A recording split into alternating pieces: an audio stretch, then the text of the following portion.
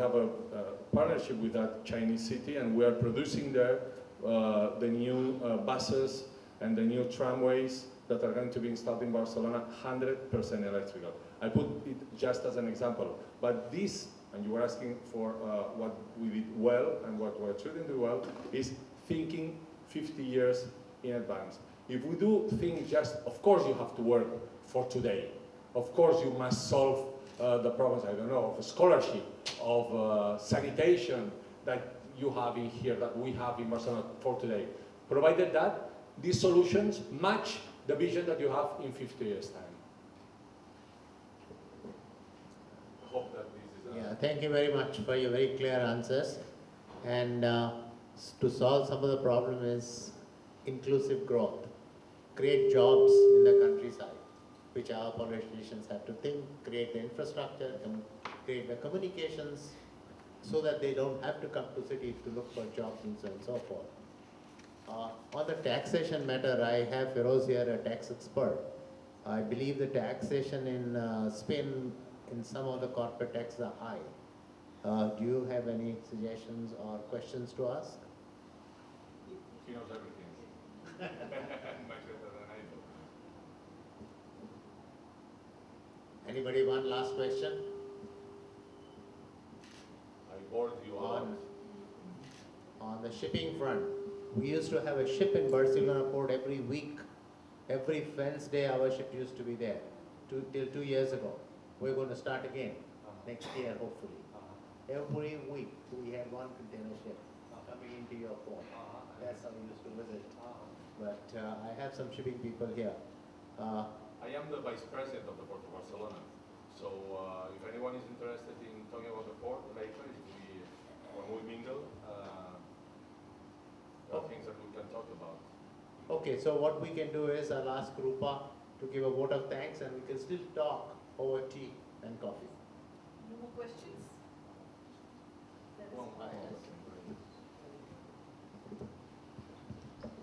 Hi, my name is Suchi Vora, and I work in Barcelona with Ricardo Musa, the architect.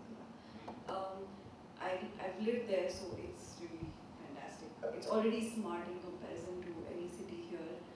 But what I want to know is, what are the future plans for making Barcelona more smart than it is already? That's currently been going on. It's just for information about, if we have to think 50 years in advance, we're already, I think, a little 20 years behind. I mean, you're already there, so what are you doing? What do you need, or what do you foresee in the future?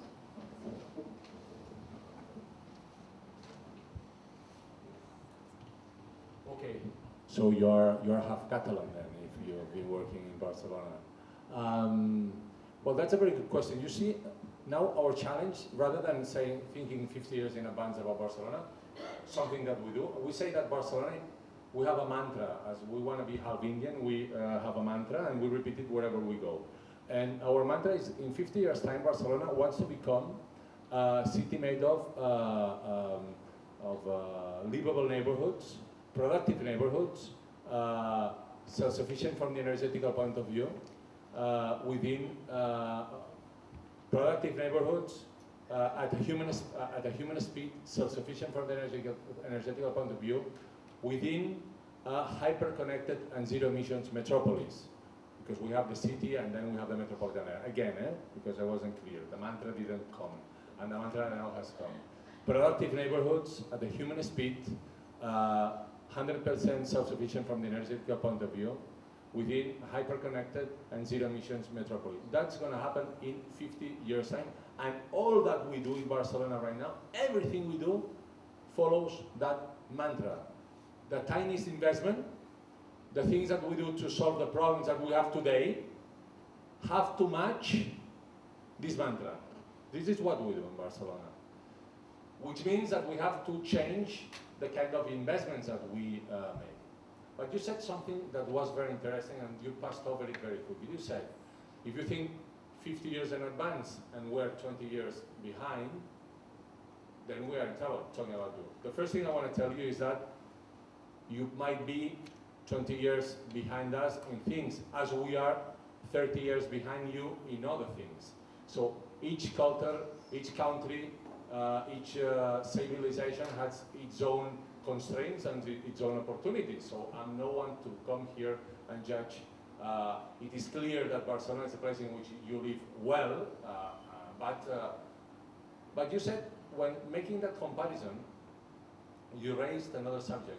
What we're trying to do in the world of cities is trying to get what we call a protocol of standard solutions for all the cities of the world. And we're trying to push this concept ahead. Because you know what happens to us? Big companies come to see the mayor of Barcelona, and I'm sure big companies come to see the mayor of Mumbai. Powerful companies. And they tell the mayor of Barcelona, or to me in this case, Mr. Vives, we got the solution for most of your sewage problems.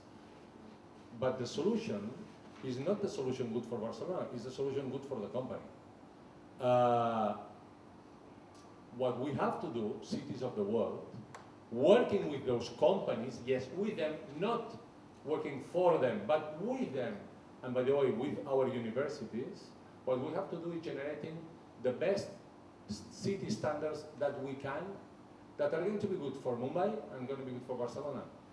And yes, then you are going to be able, with assessment, we are going to be able to know whether we are 20, 30, 50, 70% at the level of the state of the art of the solution.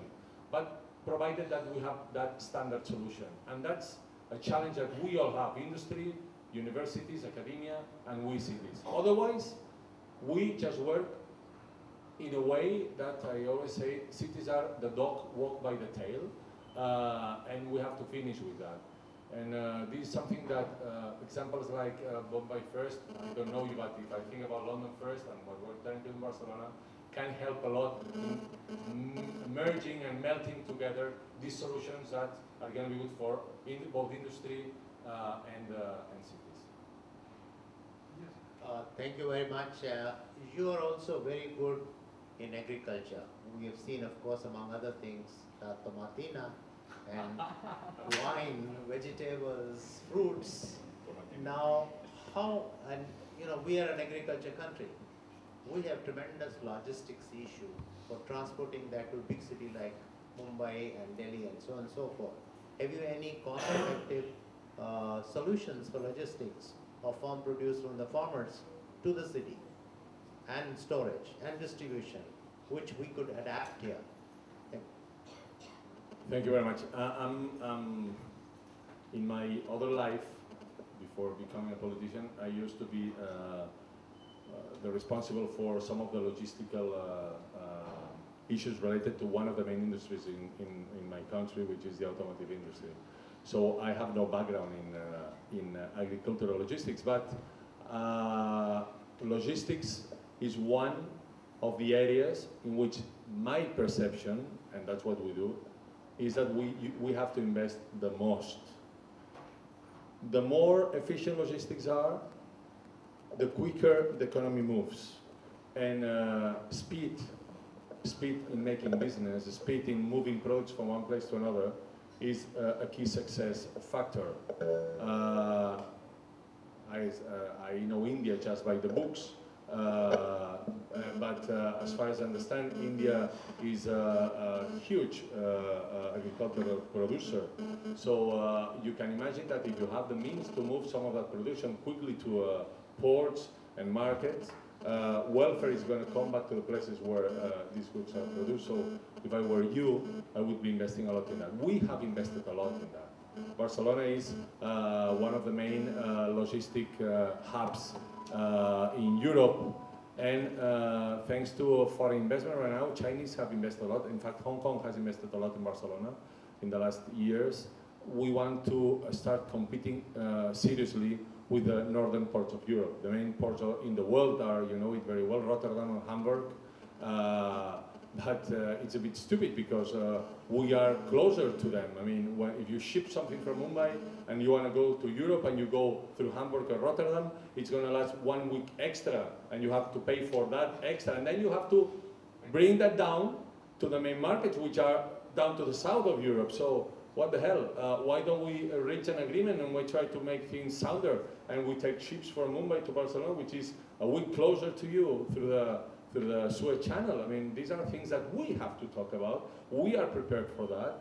Europe, I have to say, for the first time, has considered to convert what we call the Mediterranean corridor as a main corridor to be developed, because everybody understands that it is not time in Europe to throw money away as we did before. So they want to put the money where it really yields new money.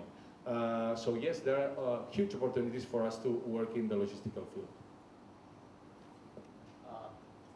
Yes, I think Narendra. We're not going to take more time, but I just want to make a comment on the observation you made a little while ago. You said the most business people want to come and meet the mayor to look at that. But in Bombay, it's the other way around. Because the business people don't go to the mayor. That is the problem. That's the problem of the city.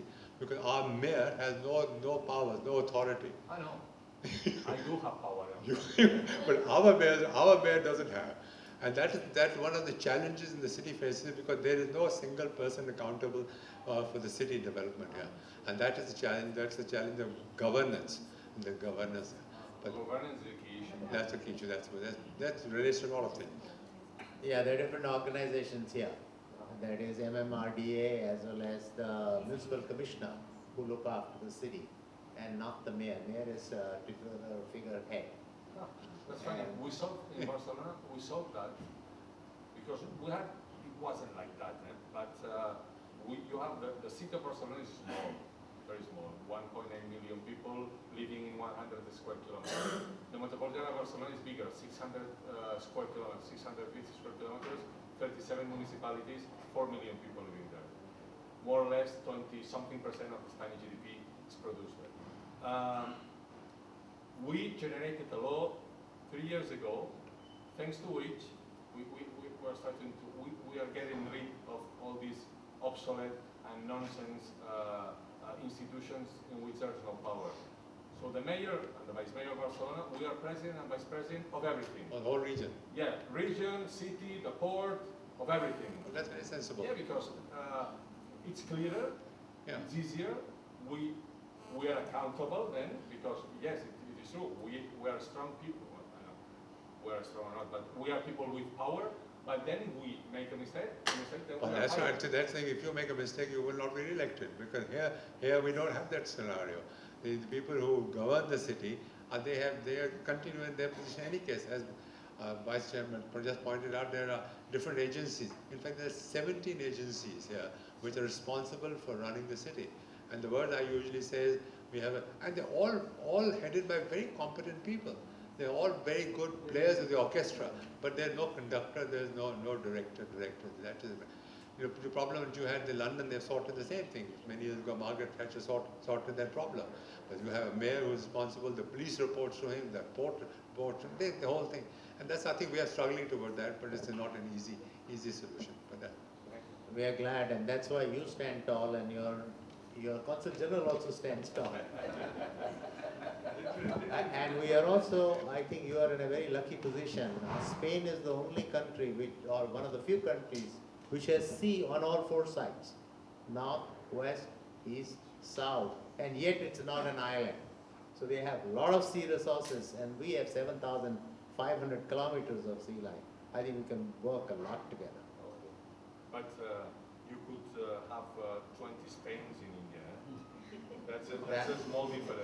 That's true. If you like some of that, we can export. If there are no more questions, shall I pass the mic to Rupa? Okay, I think we can do.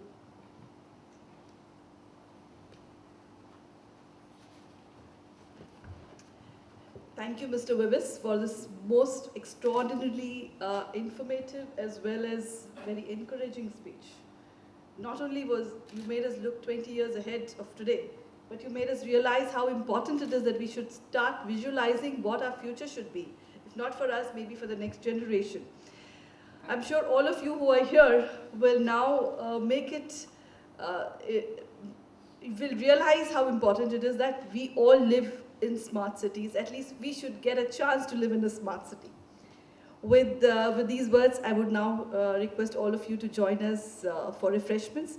Just one word that I'd like to add to you is that we visited Barcelona, we visited Ferrol in the month of May with a delegation, and we also visited Ferrol.